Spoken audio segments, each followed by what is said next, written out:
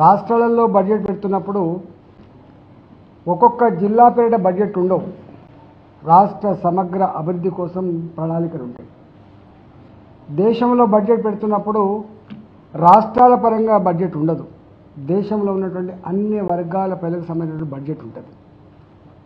కానీ వాళ్ళు మాట్లాడింది తెలంగాణకు మొండి చెయ్యి గాడిదగుడ్డు అనే పిచ్చి మాటలు ఏవైతున్నాయో మీ వెకిలితనం ఏందో ఇవాళ బయటపడ్డది. దీంట్లో ఈ బడ్జెట్ మొదటి నుంచి మొదలుపెట్టి చివరి అక్షరం వరకు కూడా ఈ దేశంలో ఉన్న మానవ శక్తిని ఎట్లా అనుసంధానం చేయాలి, ఎట్లా దేశ అభివృద్ధిలో దీన్ని వాడాలి, దీన్ని ఎట్లా క్వాలిటేటివ్గా మార్చాలి, వీళ్ళకు ఆర్థిక పరిపుష్టి ఎట్లా కలిగించాలి, ప్రపంచంతో ఎట్లా పోటీ పడాలి, ప్రపంచంలో ఉన్నటువంటి నిరుద్యోగ సమస్యల మనల్ని వేధిస్తూ ఉంది. కాబట్టి ఇవాళ మన పౌరుడు అమెరికాకు పోయే పరిస్థితి లేదు, మన పౌరుడు యూరోప్ పోయే పరిస్థితి లేదు, మన పౌరుడు వేరే దేశాలకు పోయే పరిస్థితి లేదు. కాబట్టి మన యువశక్తిని, చదువుకున్న పిల్లల్ని వాళ్ళ కాళ్ళ మీద వాళ్ళు బతకడానికి కావాల్సిన శక్తిని, ధైర్యాన్ని, ఆర్థిక పరిపుష్టిని అందించాలనే సంకల్పం ఈ బడ్జెట్లో స్పష్టంగా కనబడతా ఉంది. పోయినసారి బడ్జెట్లో కూడా స్పష్టంగా ఒక మార్గాన్ని ఇచ్చింది. 4 లక్షల కోట్ల రూపాయలని రాబోయే కాలంలో ఈ అన్ఎంప్లాయ్మెంట్ సమస్యకు ఒక పరిష్కారం చూపేటువంటి దిశను నిర్దేశించింది ఆ బడ్జెట్. ఇవాళ మళ్ళీ సేమ్ అది దాన్ని ఇక్కడ రిఫ్లెక్ట్ చేశాం. ప్రధానంగా ఇంతకుముందు మా విశ్వేశ్వర గారు చెప్పినట్టుగా యువశక్తికి ఇక్కడ ఉన్నటువంటి 6 కోట్ల మైనర్ అదేవిధంగా మీడియం ఇండస్ట్రీస్ ఏవైతున్నాయో 6 కోట్ల ఇండస్ట్రీస్లో ఎంప్లాయ్మెంట్ జనరేషనే ఎజెండాగా వాళ్లకు సెక్యూరిటీస్ లేకుండా లోన్లు ఇచ్చే దానికోసం కానీ, ఉన్న ఇండస్ట్రీస్ సిక్ ఇండస్ట్రీస్ అయితే వాళ్లకు అదనంగా ఆర్థిక పరిపుష్టి అందించడం కోసం కానీ, ఇవాళ వాళ్ళకి అనేక రకాల ఇన్సెంటివ్స్ ఇచ్చి ఆ ఇండస్ట్రీస్ని బతికించుకోవాలి అనేటువంటి సంకల్పం ఇలా కనపడతా ఉంది. దానికోసం ఇవాళ ఎన్నెన్ని రకాల పెట్టిందో అవన్నీ ఈ బడ్జెట్లో ఉన్నాయి. నిజంగా ఇది ఈ దేశంలో ఉన్నటువంటి యువకులకు, నిరుద్యోగ యువతకి ఇది ఒక వరంగా ఉంటుందని చెప్పి నేను భావిస్తా ఉన్నాను. రెండవది, ఇంతకుముందు మా విశ్వేశ్వర చెప్పినట్టుగా వ్యవసాయం ఇవాళ ఇప్పటికి కూడా ఇంత అర్బనైజేషన్ అయినప్పటికి కూడా కోట్లాది మంది ప్రజానీకానికి అక్కడ చేర్చుకొని అన్నం పెట్టగలిగే తల్లి భూతల్లి మాత్రమే అని చెప్పి కేంద్ర ప్రభుత్వం కూడా నమ్మింది. కాబట్టి మొట్టమొదటిసారిగా కిసాన్ సమ్మాన్ యోజనని అమలు చేసింది. దేశంలో అంతకుముందు ఇన్ని ప్రభుత్వాలు ఉన్నప్పటికీ కూడా ఇవాళ మేము గ్రాస్ రూట్ లెవెల్లో ఉన్న వాళ్ళము, పేదల కోసం ఉన్న వాళ్ళం అని చెప్పినటువంటి కాంగ్రెస్ పార్టీ చేయని పని కిసాన్ సమ్మాన్ యోజన కింద ఇవాళ రైతాంగానికి ఎట్లా సపోర్ట్ చేసినామో, పెట్టుబడి సపోర్ట్ చేసినామో చూసాం. 25 ఏళ్ళుగా మేము కాంగ్రెస్ పార్టీ అధికారంలో ఉన్నాడు ఎరువుల కోసం లైన్లు కట్టిన పరిస్థితి చూసినాం, విత్తనాల కోసం లైన్లు కట్టిన పరిస్థితి చూసినాం, నకిలీ విత్తనాల గురించి మాట్లాడుకునే చరిత్ర చూసినాం. కానీ భారతీయ జనతా పార్టీ నరేంద్ర మోడీ గారు వచ్చిన తర్వాత ఎక్కడ కూడా నకిలీ విత్తనాల బెడద లేకుండా, ఎరువుల కొరత లేకుండా ఇవాళ మూతపడ్డ మా రామగుండం ఎరువుల కర్మాగారం 25 ఏళ్ల క్రితం మూతపడితే దానికోసం అనేక ఆందోళన చేస్తే పట్టించుకొని కాంగ్రెస్ పార్టీ మోడీ గారు వచ్చిన తర్వాత 6,300 కోట్ల రూపాయలతో మళ్లీ ఎరువుల కర్మాగారాన్ని తెరిపించి తెలంగాణతో పాటు చుట్టుపక్కల రాష్ట్రాలకు ఎరువుల కొరత లేకుండా చేసే ప్రభుత్వం మా ప్రభుత్వం.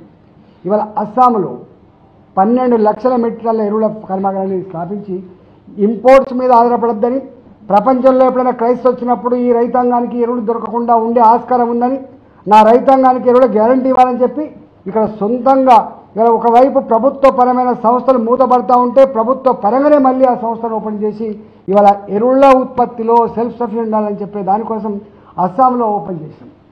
Today is the era of genome అని చెప్తున్నాము. ఇవాళ ఈ జీనోమ్ యుగములో రైతాంగానికి గొప్ప వంగడాలు అందించాలి, శాస్త్ర విజ్ఞానానికి రీసెర్చ్ కోసం ఎక్కువ ఫండ్స్ ఇవ్వాలి, రైతాంగాన్ని ఆదుకోవాలని చెప్పి ఇవాళ దానికోసం కూడా మొట్టమొదటిసారిగా ఆలోచన చేసింది ప్రభుత్వం. రెండోది ఇదే వ్యవసాయంలో ప్రొడక్టివిటీ. దేశవ్యాప్తంగా కొన్ని దగ్గర మంచి ప్రొడక్టివిటీ ఉంటుంది, కొన్ని జాగాలు అసలు ప్రొడక్టివిటీ ఉండదు. కొన్ని జాగాలు ఎకరానికి 50 బస్తాలు పండితే కొన్ని జాగాలు ఇప్పటికి 15 బస్తాలే పండుతుంది. ఈ దేశంలో దాన్ని మ్యాపింగ్ చేసుకొని ఎక్కడెక్కడైతే ప్రొడక్టివిటీ లేదో, ఎక్కడెక్కడైతే రైతాంగానికి వ్యవసాయంలో లాభసాటిగా లేదో అలాంటి ప్రాంతాలను అడాప్ట్ చేసుకొని వాళ్ళకు అదనపు సపోర్ట్ చేసి టెక్నాలజీ పరంగా కావచ్చు, వితరణ పరంగా కావచ్చు, విజ్ఞాన పరంగా కావచ్చు, ఇలా సపోర్ట్ చేసి వ్యవసాయాన్ని పైకి తీసుకురావాలి. ఏ భూమిని నమ్ముకున్న రైతాంగానికి ఉపాధి కల్పించడం గొప్ప సంకల్పం ఇందులో ఉంది. అంతేకాకుండా ఇవాళ రైతాంగం పండించిన పంటకు మార్కెట్కి పోతే డిమాండ్ లేకపోతే దాన్ని స్టోర్ చేసుకొని మళ్ళీ డిమాండ్ ఉన్నప్పుడు అమ్ముకోవడం కోసం ఇవాళ 2 లక్షల రూపాయలు అయితే ఈ రైతాంగానికి లోన్స్ ఉండేనో దాన్ని 5 లక్షల రూపాయలు పెంచారు. 5 లక్షల రూపాయలు పెంచారు. 2 లక్షల రూపాయలు ఉండే వాళ్ళకి వితౌట్ సెక్యూరిటీ వాళ్ళు పంటను కనుక గోడలో పెట్టుకుంటే దాన్ని 5 లక్షల రూపాయలు పెంచారు. అంతేకాదు క్వాలిటీ కూరగాయలు పండించడం కోసం, క్వాలిటీ పళ్ళను పండించడం కోసం, వాటి ప్రపంచ మార్కెట్లో ఎక్స్పోర్ట్ చేయడం కోసం కూడా మొట్టమొదటిసారిగా ప్రభుత్వం ఆలోచించేసింది. ఇంతకుముందు వాళ్ళు చెప్పినట్టుగా పల్సెస్ విషయంలో ఇవాళ ప్రోటీన్, చీపెస్ట్ ప్రోటీన్ పేద ప్రజానికానికి అందేది పప్పుల ద్వారానే కాబట్టి పప్పు దినుసులని ఎక్కువ పండించాలి, ప్రజలకు అందుబాటు చేయాలి. ఇవాళ కేవలం ఎనర్జీ ఐటమ్స్ మాత్రమే కాదని చెప్పి మొట్టమొదటిసారిగా ఆలోచన చేసింది. ఇవాళ వాటి కోసం స్పెషల్గా ఇవాళ నిధులు కేటాయించింది. అంతేకాదు నూనెలు ఇలా ప్రతి నిత్యం సామాన్య ప్రజలు మాత్రమే కల్తీ నూనెలతో చచ్చిపోతున్న విషయం, రోగాలు పడుతున్న విషయం మీకు తెలుసు. ఇవాళ అలాంటి కల్తీ నూనెల బాధ లేకుండా, నూనెలు అకారణంగా విపరీతంగా రేట్లు పెరిగి సామాన్యులకు అందుబాటు లేకుండా ఉంటుంది కాబట్టి ఇవాళ ఆ నూనెల విషయంలో కూడా క్వాలిటీ వంట నూనెలు అందించాలి, సస్తగా అందించాలనే సంకల్పంలో దాని మీద కూడా ఇలా ప్రభుత్వం దృష్టి పెట్టింది. ఇది గొప్ప రైతాంగానికి మరీ ముఖ్యంగా ప్రజానికానికి ఇవాళ రేపు జీవన విధానంలో తోడ్పాటుగా అందించేదిగా ఉంటుందని చెప్పి నేను భావిస్తా ఉన్నా. అదేవిధంగా ఉమెన్ విషయంలో కూడా మీకు తెలిసి ఇవాళ స్వయం సహాయక బృందాలు ఉంటాయి, ఎస్హెచ్జీలు. ఇవాళ ఎస్హెచ్జీలకి గతంలో కేంద్ర ప్రభుత్వం ఇచ్చేది నామినల్గా మాత్రమే ఇచ్చేది. ఇప్పుడున్న ఈ పరిస్థితులలో చిన్న చిన్న వ్యాపారం చేసుకునే మహిళలకు 10,000 రూపాయలు ఉండేది ఇంతకుముందు పెట్టి లోన్స్ అని చెప్పి ఇచ్చేది. దాన్ని 50,000 రూపాయలకు పెంచారు. 5 లక్షల మందికి 2 కోట్ల రూపాయల చొప్పున ఎస్సీలలో ఉన్న మహిళలకు, ఎస్టీలలో ఉన్న మహిళలకు, బీసీలలో ఉన్న మహిళలకు ఇవాళ ప్రభుత్వమే గ్యారంటీ ఇచ్చి రుణాలు ఇవ్వాలని సంకల్పం ఉంది. ఇప్పటికే ముద్రాలు రుణాలు కావచ్చు, ఇప్పటికే పెట్టి బిజినెస్ చేసుకునే వాళ్ళకు కావచ్చు, ఇప్పటికే చిన్న చిన్న వ్యాపారం చేసుకునే వాళ్ళకు వితౌట్ సెక్యూరిటీ ఇచ్చే రుణాలు కావచ్చు, తక్కువ ఇంట్రెస్ట్ రూపంలో ఇచ్చే రుణాలు కావచ్చు, వాటికి తోడుగా ఇవాళ ఎస్హెచ్జీలను కేంద్ర బిందువు చేసుకొని ఇవాళ మహిళలకు ఆర్థిక పరిపుష్టిని అందించేటువంటి ప్రయత్నం ఇవాళ కేంద్ర ప్రభుత్వం చేస్తూ ఉంది. అంతేకాకుండా ఏ అంగన్వాడీ కేంద్రాలు అయితే గ్రామీణ ప్రాంతాల్లో 8 కోట్ల మంది పిల్లలకి పౌష్టికాహారం అందిస్తాయి, కోట్లాది మంది గర్భిణీ స్త్రీలకు వాళ్ళకు మంచి ప్రోటీన్ ఫుడ్ అందిస్తుంది, లాక్టేట్ పాలిచ్చేటువంటి చిన్న పిల్లల తల్లులకు కూడా అందిస్తుంది. అలాంటి అంగన్వాడీలు అవి క్వాలిటేటివ్గా లేవు, సౌకర్యాలు చక్కగా లేవు, పునారిల్లిపోతూ ఉన్నాయి, మెకానికల్గా ఉండద్దు. మన భారత జాతి పిల్లల్ని గొప్పగా పెంచుకోవాలి, తల్లుని గొప్పగా కాపాడుకోవాలి. దాంతో ఇవాళ వాళ్ళకి ఇచ్చేటువంటి సౌకర్యాలు ఏవైతుందో, వాళ్ళకి ఇచ్చే ఫుడ్ ఏదైతే ఉందో, అవి అక్కడ వాళ్ళకు ఉండేటువంటి ఇన్ఫ్రాస్ట్రక్చర్ ఏదైతుందో ఇవన్నిటి పెంచాలనే గొప్ప నిర్ణయం అవుతుందో ఇది గ్రామీణ ప్రాంతాల్లో ఉన్నటువంటి పేద పిల్లలకి, పేద మహిళలకి మరింత తోడ్పాటును అందించేటువంటి చర్యగా ఇది బ్రహ్మాండంగా ముందుకు తీసుకుపోతుందని చెప్పి భావిస్తా ఉన్నాను. అంతేకాకుండా ఇవాళ ఈ దేశంలో ఎలక్ట్రిసిటీ ఉంది, ఇలా కరెంటు లేకపోతే జీవితం లేదు. ఇదంతా కూడా బొగ్గు గనులలో బొగ్గు ఉత్పత్తి చేసి తప్ప కరెంటు వచ్చే పరిస్థితి లేదు. జల విద్యుత్తు ఉన్నప్పటికీ కూడా తక్కువనే, ఇవాళ మనకు ఆటమిక్ ఎనర్జీ కూడా తక్కువనే.